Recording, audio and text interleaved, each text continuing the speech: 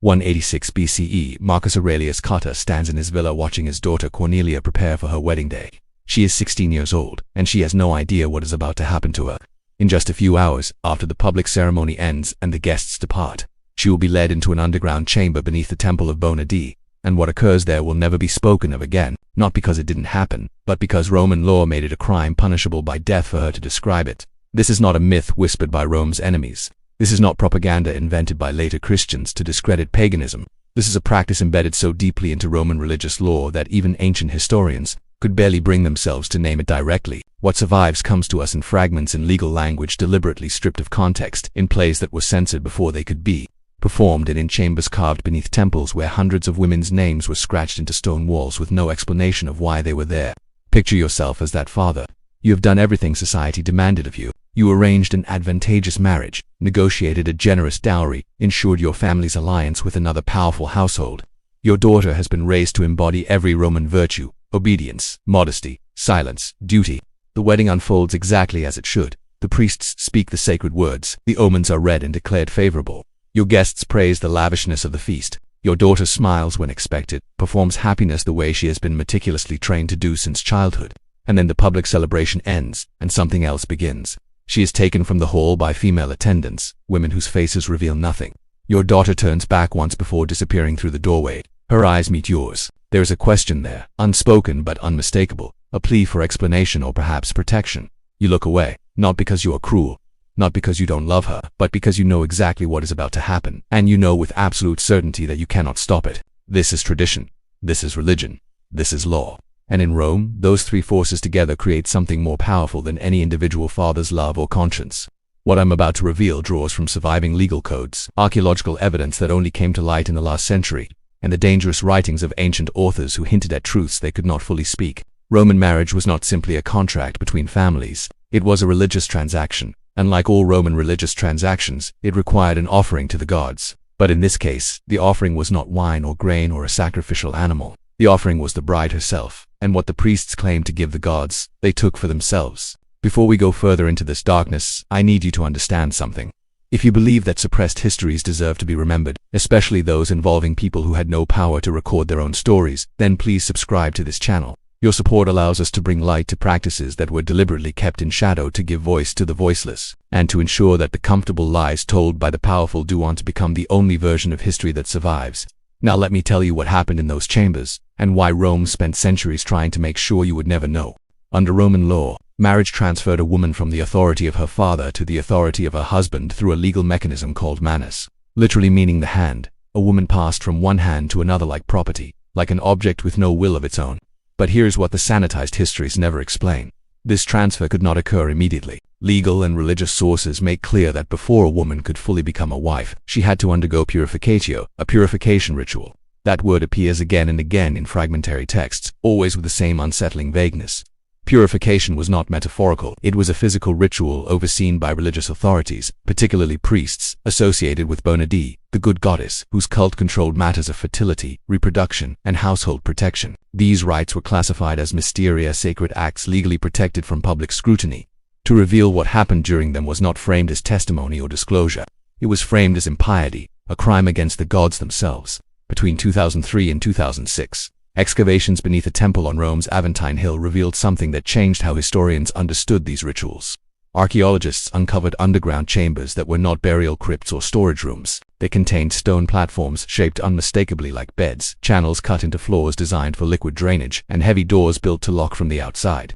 The most disturbing discovery was the writing. Carved into every surface were names, hundreds of them, all female: Julia, Cornelia, Flavia, Fulvia. When researchers cross-referenced these names with surviving family records, they found something that made the historical community go silent. The dates carved beside the names aligned precisely with known wedding celebrations. British archaeologist Catherine Johns spent 3 years documenting the site before publishing her findings. Her conclusion was measured but unmistakable. These inscriptions recorded women who had undergone a ritual connected to marriage eligibility, though the exact nature of the ritual was deliberately obscured in all surviving texts. Here's what we can reconstruct from the shadows. After the public wedding ceremony, the bride was not taken home by her husband. He was specifically excluded. Instead, she was escorted by female attendants, always older women who had survived the same ordeal, down into the temple, down stone steps, away from sunlight, away from witnesses, into chambers buried beneath the city. The playwright Plautus, writing in the early 2nd century BCE, alluded to these rites in a comedy that was heavily censored in later copies. In one surviving fragment, a character remarks that the gods take their portion before any man may claim his bride. Another character asks what the bride receives in return. The answer, preserved in only one manuscript that escaped destruction, is chilling: purification, if she survives it. In later Roman copies of that same play, that line simply doesn't exist. The philosopher Lucretius was even more direct. In the 1st century BCE, he wrote about the rites of Bonadi in language that was unusually explicit for the era. His words survived only because a single manuscript was hidden in a monastery library and forgotten for 1,000 years. He wrote, "They call these rites sacred, but they are terror. What the priest claims to offer the gods he takes for himself, and the law shelters the theft by naming it divine." After the ritual concluded, hours or sometimes a full day later, the bride was returned to her wedding celebration wearing a thick veil called the flammeum. Roman custom dictated that this veil was never to be removed, not during the feast, not during the procession to her new home, not even during consummation with her husband. For centuries, historians interpreted this as modesty, as Roman virtue. But 2nd century physician Soranus, in a treatise on women's health, wrote something that reveals the truth. He advised that the veil serves a double purpose. It preserves modesty and it prevents the husband from observing signs of the purification rite which might provoke improper questions. The veil didn't symbolize virtue, it concealed evidence. In 186 BCE, the entire system nearly collapsed. A woman named Hispalia Ficinia testified before the Roman Senate about abuses within secret religious rites called the Bacchanalia. Her testimony, recorded by the historian Livy, described underground chambers, coercion carried out under religious authority, and victims legally bound to silence. The Senate launched investigations. Priests were arrested, rites were banned, thousands were punished. But when several women attempted to testify about the marriage purification rituals connected not to foreign cults but to Roman tradition itself, the Senate refused to hear them. Consul Spurius Postumius dismissed them with words that reveal everything about how power protects itself. The Bacchanalia are foreign corruptions. The rites of Bonadi are Roman tradition.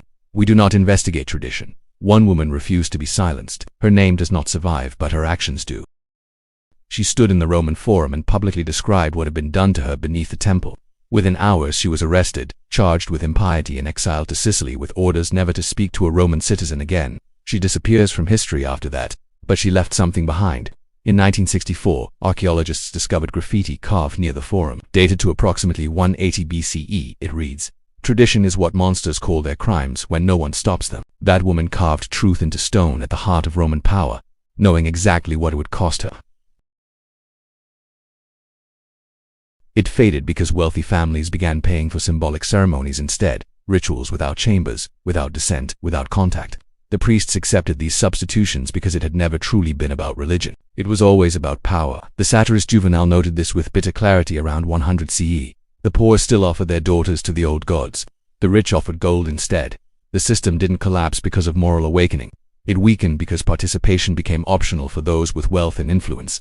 As long as the consequences fell on other people's daughters, the practice was defended as ancient and sacred. The moment it threatened elite families, it became negotiable. That tells you everything about who the system was designed to protect. You can visit Rome today and stand above those chambers.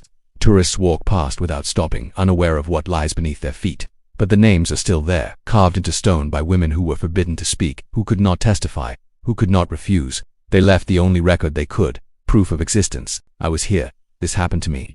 They trusted that someday someone would understand what they were not allowed to say. We found them, we understand, and we refuse to let Rome's comfortable lies be the only history that survives. So I'll leave you with this question, and I genuinely want to know what you think. How many other traditions throughout history, traditions we were taught to respect or even admire, were actually systems designed to protect the powerful by silencing the vulnerable? Leave your thoughts in the comments below, because this conversation is far from over.